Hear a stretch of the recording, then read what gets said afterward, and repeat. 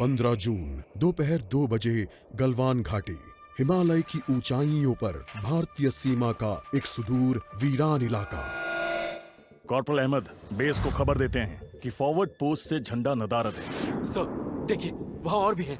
पर्वतों पर उस दिन फौजी कमांडोज अकेले नहीं थे। दुश्मन सैनिकों ने गिरते पत्थरों की आग लेकर फौजी यूनिट पर धावा बोल दिया। कमिंग बेस कैंप, स्क्वाड 3 का भारतीय क्षेत्र में घुसपैठियों से सामना हुआ। रिपीट, स्क्वाड 3 का दुश्मनों से सामना हुआ। लेफ्टिनेंट सिंह की पेट्रोल 3 टीम को जिस आखिरी विरोधी का सामना करना पड़ा वो थे भूस्खलन से गिरे पत्थर और चट्टान। और फिर अंधेरा छा गया। 6 घंटे बाद जब लेफ्टिनेंट सिंह की आंख खुली तो उनका सर चकरा रहा था। पहाड़ से हुई पत्थरों की उस बौछार से खरोंचों और घावों के साथ उनके सर पर भी चोट आई थी। अहमद, ढिल्लो, रवि। फिर भी उनकी हालत उन दोनों फौजी भाइयों से बेहतर थी जो उनके पास बर्फ में शहीद हो चुके थे। कम से कम वो जिंदा तो थे। भारतीय सेना बिना लड़े कभी हार नहीं मानती और फौजी कभी पीछे नहीं हटता। ये लड़ाई ऐसे खत्म नहीं होगी। मैं ऐसा होने ही नहीं दूंगा। बहादुरी, भाईचारे और भारत के लिए फौजी।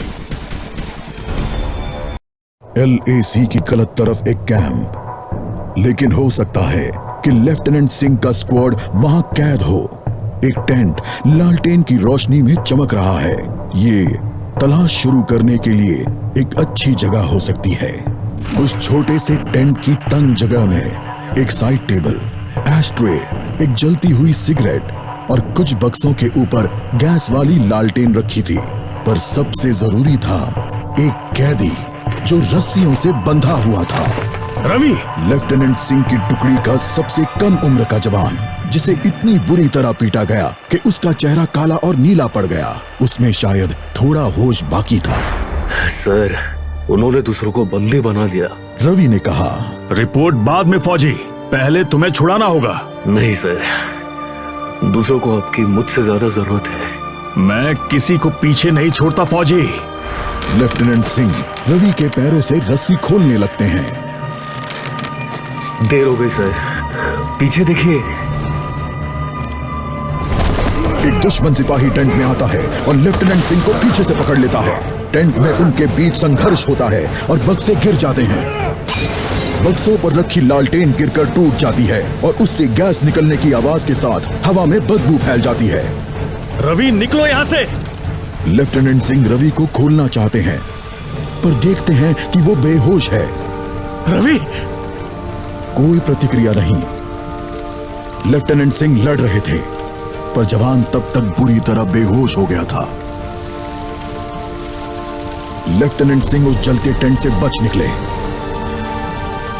नहीं सर, दूसरों को आपकी मुझसे ज्यादा जरूरत है।